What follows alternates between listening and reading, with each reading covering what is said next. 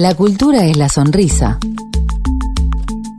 y las palabras, relatos, poemas, historias que recita el pueblo, que no hay hora para contarnos. Yo no sé si me van a odiar o si me van a querer, no sé si me odian o si me quieren. Yo alguna vez he dicho, y lo sigo pensando, que yo escribo para que me quieran más. Yo creo que esa es una de las razones fundamentales por las cuales un escritor escribe. Ahora, el problema después de 30 años de estar escribiendo es que uno no sabe, no tiene la menor idea de lo que la gente piensa realmente de uno. El mundo de Macondo, parábola de la tortuosa historia de nuestra América Latina, es el modo creativo más intenso en que nuestro continente supo escribirse. Gabriel García Márquez nació en Aracataca, Magdalena, el 6 de marzo de 1927. Creció como niño único entre abuelos maternos y tías. Fue el mayor de 11 hermanos, 7 varones y 4 mujeres. Se crió hasta los 10 años en una tierra de platanales infinitos, bajo soles sin clemencia y vivencias fabulosas. Los abuelos del Gabo eran dos personajes muy particulares y marcaron el universo literario del futuro Nobel de Literatura. El coronel Nicolás Márquez, veterano de la Guerra de los 1000 días, le contaba a Gabriel infinidad de historias de su juventud y las guerras civiles del siglo XIX. Lo llevaba al circo y al cine y fue su hilo rojo con la historia y con la realidad. Doña Tranquilina Iguarán, su abuela cegatona, pasaba los días contando fábulas y leyendas familiares mientras organizaba la vida de los miembros de la casa de acuerdo con los mensajes que recibía en sueños. Es decir, yo desde hacía tiempo tenía la idea de que debía escribir una novela en la cual sucediera todo. Y sabía que en ese suceder todo tenía que estar toda esa memoria de Aracataca, las fantasías, las supersticiones, las angustias. Originalmente iba a ocurrir todo dentro de la casa. Y por eso pensé que se iba a llamar La Casa, porque todo debía ocurrir dentro de la casa, pero rápidamente me di cuenta que eso no era posible. Pero sí no sale de Macondo, porque sí es cierto que el coronel Buendía se va a hacer sus guerras en Centroamérica, el relato no sale de Macondo. Llegan las noticias, pero el punto de vista está siempre en Macondo. En febrero de 1954, García Márquez se integró en la redacción de El Espectador, donde se convirtió en el primer columnista de cine del periodismo colombiano y luego fue el brillante cronista y reportero. Mientras tanto, en Guatemala, el presidente Jacobo Arbenz era derrocado por mandato de la embajada norteamericana y la United Fruit Company de Guatemala. La misma empresa que en el año del nacimiento del Gabo había asesinado a más de 1000 campesinos en su provincia colombiana. Los trabajadores cobraban en fichas que solo podían usar en las despensas de la empresa. Exigían salarios justos, 8 horas de trabajo y poder organizarse sindicalmente. ¿En nombre de qué hacen esas barbaridades? ¿Cuál es su bandera? Todos la conocemos también. Han tomado de pretexto al comunismo. La verdad es muy otra. La verdad hay que buscarla en los intereses financieros de la compañía frutera y en los de los otros monopolios norteamericanos que han invertido grandes capitales en América Latina, temiendo que el ejemplo de Guatemala se propague a los hermanos países latinoamericanos. El tiempo se encargará de demostrar que lo que ahora digo es verdad. Es en esa Guatemala donde conoce a quien sería su más entrañable amigo, Fidel Castro. La grandeza del Gabo tiene como manantial a los reportajes. Sus novelas provienen de sus textos periodísticos. Es un clásico del reportaje con dimensiones panorámicas que trata de mostrar y describir los grandes campos de la vida o los acontecimientos. Su gran mérito consiste en demostrar que el gran reportaje es también la gran literatura. 3 años estuvo ausente de Colombia, vivió una larga temporada en París y recorrió Polonia y Hungría, la República Democrática Alemana, Checoslovaquia y la Unión Soviética. Continuó como corresponsal del Espectador, aunque en precarias condiciones, hasta que el semanario fue clausurado por la dictadura colombiana. Yo tenía un pasaje de regreso, me lo hice reembolsar, metí la plata en una gaveta, sacaba todos los días un poco, iba, comía lo que fuera y seguía escribiendo. Escribía todo el día. Estaba feliz de que hubieran cerrado El Espectador, donde yo trabajaba, para no tener que estar mandando corresponsalías, pues porque me dediqué a escribir totalmente, me dediqué a la literatura. 100 años de soledad es la mejor novela que se ha escrito en castellano después del Quijote, dijo Pablo Neruda. En la madrugada del 21 de octubre de 1982, García Márquez recibió una noticia que ya hacía tiempo esperaba. La Academia Sueca acababa de otorgarle el ansiado Premio Nobel de Literatura. Se hallaba entonces exiliado en México. Se había visto obligado a salir de Colombia para eludir su captura por parte del ejército colombiano. Quería detenerlo por una supuesta vinculación con el movimiento M-19 y porque durante 5 años había mantenido la revista Alternativa, de corte popular. Los inventores de fábulas que todo lo creemos, nos sentimos con el derecho de creer que todavía no es demasiado tarde para emprender la creación, una nueva y arrasadora utopía de la vida, donde nadie pueda decidir por otros hasta la forma de morir, donde de veras sea cierto el amor y sea posible la felicidad, y donde las estirpes condenadas a 100 años de soledad tengan por fin y para siempre una segunda oportunidad sobre la tierra. La concesión del Nobel para el Gabo fue todo un acontecimiento, tanto en Colombia como en América Latina. El escritor Juan Rulfo opinó: por primera vez después de muchos años, se ha dado un premio de literatura justo. El Gabo había esbozado en una serie de novelas y colecciones de cuentos las huellas que lo llevarían a 100 años de soledad. Pero después seguiría escribiendo obras maestras para ahondar su trayectoria. El otoño del patriarca, Crónica de una muerte anunciada, o El amor en los tiempos del cólera. Ese es el libro que va a quedar. 100 años de soledad es un libro mítico y yo no trato de disputarle ningún mérito, pero El amor en los tiempos del cólera es un libro humano con los pies sobre la tierra de lo que somos nosotros de verdad.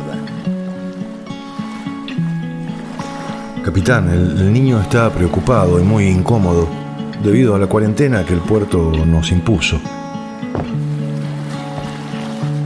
¿Qué te preocupa, muchacho? ¿No tienes suficiente comida? ¿No duermes lo suficiente?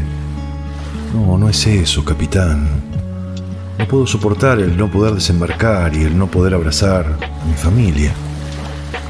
¿Y si te dejaran salir del barco y tus seres amados se contaminaran? ¿Cargarías con la culpa de infectar a alguien que no puede soportar la enfermedad? No, nunca me lo perdonaría, pero ¿para mí qué inventaron esta plaga? Puede ser, pero ¿y si no fue inventada? Entiendo lo que quiere decir, pero me siento privado de mi libertad, capitán. Exactamente. Yo hice cuarentena hace 7 años atrás. ¿Y de qué lo privaron, capitán? Tuve que esperar más de 20 días en el barco. Había meses en que ansiaba llegar al puerto y disfrutar de la primavera en tierra. Hubo una epidemia en Puerto Abril, se nos prohibió bajar. Los primeros días fueron duros y me sentí como tú, pero pronto comencé a enfrentar esas imposiciones usando la lógica. Sabía que después de 21 días del mismo comportamiento se crea un hábito, y entonces, en lugar de quejarme, pensé en crear hábitos que reemplacen a los equivocados. Comencé a comportarme de una manera diferente a los demás. Empecé con la comida, me propuse comer la mitad de lo habitual. Luego comencé a seleccionar los alimentos más digeribles para no sobrecargar el cuerpo. Comencé a nutrirme con alimentos que por tradición histórica habían mantenido al hombre sano. El siguiente paso fue purificar los pensamientos no saludables y tener pensamientos cada vez más elevados y nobles. Me propuse leer al menos una página cada día de algo que no conocía. Me puse a hacer ejercicios en el puente del barco. Un anciano hindú me había dicho hace unos años que el cuerpo mejoraba al retener la respiración. Me puse a respirar profundamente cada mañana. Creo que mis pulmones nunca habían alcanzado tal capacidad y fuerza. La tarde fue la hora de la oración. El momento de agradecer a una entidad divina por no haberme dado como destino privaciones graves durante toda mi vida. El hindú también me había aconsejado que tuviera la costumbre de imaginar que la luz entraba en mí y me hacía más fuerte. Me dijo que también podría funcionar para los seres queridos que estaban lejos, por lo que también integré esta práctica a mi rutina diaria en el barco. En lugar de pensar en todo lo que no podía hacer, estaba pensando en lo que haría una vez que llegara a tierra firme, visualizando las escenas de cada día. Las vivía intensamente y disfrutaba de la espera. Esperar sirve para sublimar el deseo y hacerlo más poderoso. Me privé de botellas de ron y otras delicias. Me privé de jugar las cartas, de dormir mucho, de practicar el ocio, de pensar solamente de lo que me estaban privando. ¿Y cómo terminó, capitán? Adquirí todos esos nuevos hábitos. Me dejaron bajar del bote mucho más tarde de lo esperado. Se privó de la primavera, entonces. Sí. Ese año me privé de la primavera y muchas otras cosas, pero aún así florecí. Llevé la primavera dentro de mí y nadie me la puede quitar.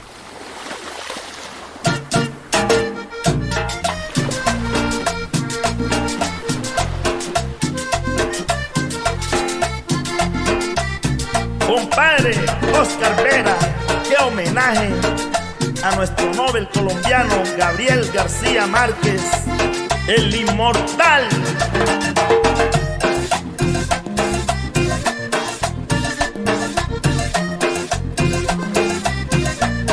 Llevo encerrado en mi cuarto 100 años de soledad.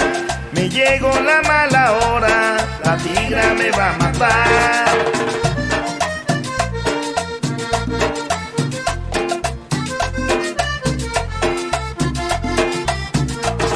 Llevo encerrado en mi cuarto 100 años de soledad.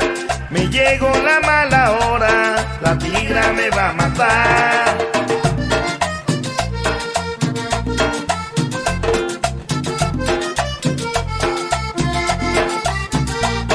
Un día después del sábado, la hojarasca agonizaba y Herendida me traía el olor de la guayaba.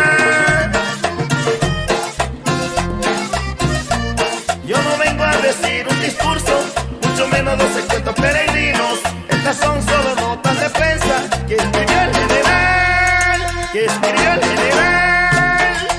en su laberinto.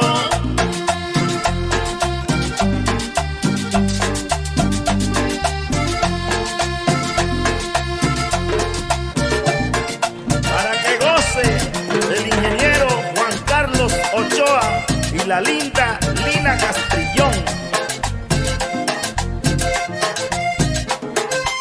Y en Valledupar, un saludo para su festival vallenato.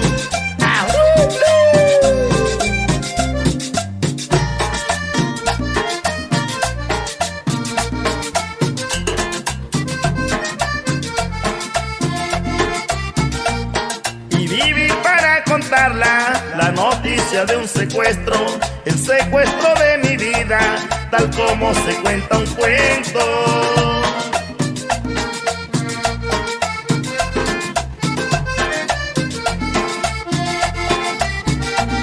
Me alquilo para soñar del amor y otros demonios. Si el otoño del patriarca hoy me logra liberar.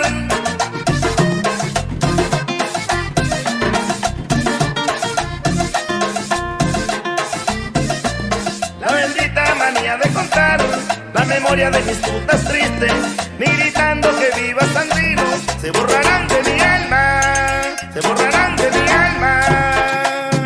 Cicatrices.